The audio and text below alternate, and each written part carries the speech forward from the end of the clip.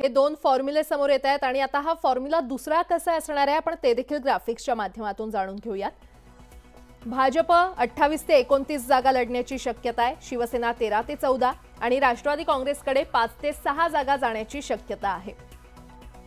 लोकसभा निवडणुकांचा हा पहिला टप्पा काही दिवसांवर आलाय आणि त्यामध्ये आता महायुतीचे हे दोन फॉर्म्युले समोर येत आहेत आणि या संदर्भात अधिक माहिती देत आहेत आमचे प्रतिनिधी राहुल झोरी आपल्यासोबत जोडले गेलेले आहेत। राहुल, हा पहिला टप्पा अवघ्या काही दिवसांवर आलेला आहे आणि आता महायुतीचे हे दोन फॉर्म्युले समोर आलेले आहेत। खरं तर शिंदेंना किती जागा मिळणार, पवारांना किती जागा मिळणार याची चर्चा बरीच आपण ऐकतोय, मात्र आता अंतिम निर्णय कधी?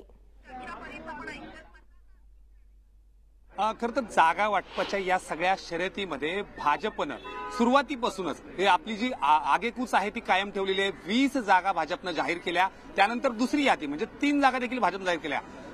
एकीकडे राष्ट्रवादी आणि शिवसेना म्हणजे शिंदे आणि अजित पवार गटाकडून एकही जागा जाहीर झालेली नसताना तब्बल 23 जागा भाजपनं जाहीर केल्यात आणि त्यामुळे भाजपची ही आगेकूच येत्या काळात देखील अशाच पद्धतीनं शिवसेना, शिंदे गट आणि राष्ट्रवादी अजित पवार गटासाठी अडचणीची ठरू शकते। मात्र ज्या पद्धतीनं मुख्यमंत्री एकनाथ शिंदे एक अडून बसणं ज्याला म्हणतो आपण की पूर्ण बार्गेनिंग पॉवर जी आहे ती आपली दाखवताना दिसत आहेत आणि आधी अगदी 10 जागांवरून आता त्यांनी 13-14 जागांपर्यंत मजल मारली असं म्हणावं लागेल। स्टँडिंग अगदी विद्यमान खासदार जे शिवसेना एकनाथ शिंदेकडे आहेत त्या जागा ठेवून एक जागा कशी आपल्याला वाढवता येईल यावर एकनाथ शिंदे लक्ष देताना दिसत आहेत। तर दुसऱ्या बाजूला राष्ट्रवादी सुरुवातीला जागांची चर्चा फक्त 3 जागांवर सुरू झालेली असताना आता 5 आणि 6 जागांवर त्यांची चर्चा पुढे गेलेली आहे। 4 जागा आतापर्यंत त्यांच्या जर बघितल्या असतील तर परभणी, शिरूर, बारामती या 3ही जागा संदर्भात त्यांचं जवळ स्पष्टीकरण आलं होतं। रायगडच्या बाबतीत अजित पवार यांनी उमेदवार जाहीर केलेला आहे। काल त्यांनी बोललेले आहेत की सुनील तटकरे या ठिकाणाहून उमेदवार लढवतील।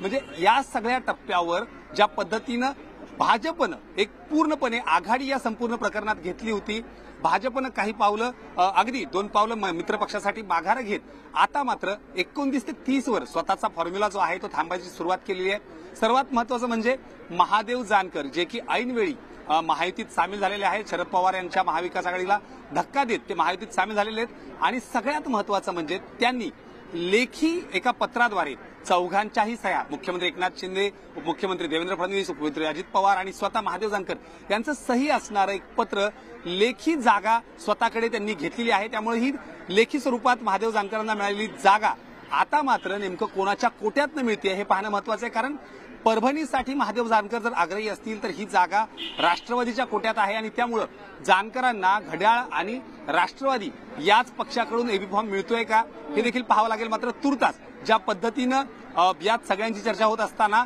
महाराष्ट्र नवनिर्माण सेना याची देखील चर्चा तितकीच महत्त्वाची आहे। फॉर्म्युले तर अनेक समोर येत आहेत त्यामुळे आता अंतिम निर्णय काय होतो हे पाहणं महत्त्वाचं ठरणार आहे। राहुल, वेळोवेळी अपडेट घेत राहू। तुर्तास धन्यवाद या सविस्तर माहितीसाठी। तर आगामी लोकसभा निवडणुकीसाठी अवघी काही दिवसांचा कालावधी शिल्लक आहे आणि देश पातळीवर इंडिया आघाडीतील महाविकास आघाडीत देखील जागा वाटपाचं सूत्र निश्चित झाल्याची चर्चा आहे। राज्यात लोकसभेच्या 48 जागा आहेत। लोकसभा निवडणुकीसाठी शिवसेना ठाकरे गट, राष्ट्रवादी काँग्रेस शरद पवार गट आणि काँग्रेस यांचा समावेश आहे। तर महाविकास आघाडीचा नवा फॉर्म्युला समोर आलेला आहे आणि या फॉर्म्युलानुसार ठाकरेंच्या पक्षाला 22 जागा, काँग्रेसला 16 जागा तर शरद पवारांच्या पक्षाला 10 जागा मिळणार असल्याचा अंदाज वर्तवण्यात आलेला आहे।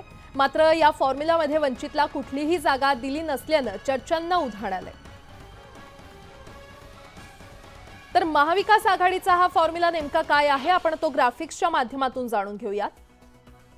शिवसेना उद्धव बाळासाहेब ठाकरे गटाला 22 जागा, काँग्रेसला 16 तर राष्ट्रवादी शरदचंद्र पवार गटाला 10 जागा।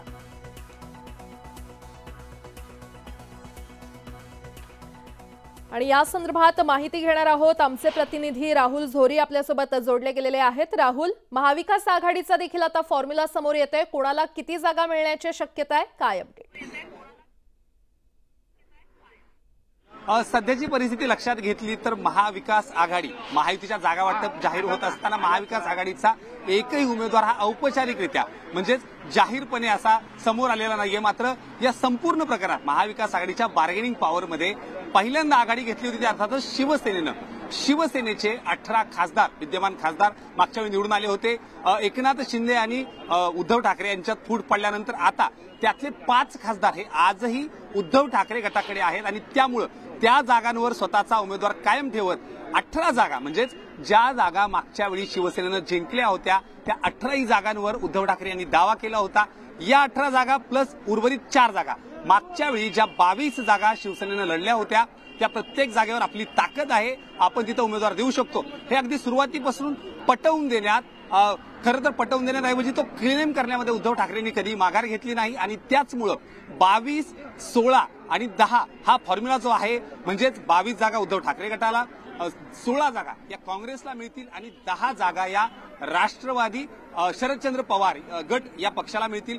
सध्याची परिस्थिती पाहता ही जी आघाडी आहे, ही जी सगळी गणितं आहेत त्यामध्ये काँग्रेसची काहीशी अडचण होताना दिसते. कारण अनेक ठिकाणी म्हणजे खास करून सांगलीचा प्रश्न असेल किंवा हातकणंगलेसारखा विषय असेल, सांगलीच्या ठिकाणी एक चांगला उमेदवार होऊ इच्छिणाऱ्या वसंत पाटील यांना महायुतीमध्ये जशी रेस पाहायला मिळते तशीच रेस महाविकास आघाडीमध्ये देखील पाहायला मिळते. आणि एकंदरीतच आता पुढची समीकरणं काय असणार हे देखील पाहणं तितकंच महत्त्वाचं ठरणार आहे. राहुल, धन्यवाद या सविस्तर माहितीसाठी.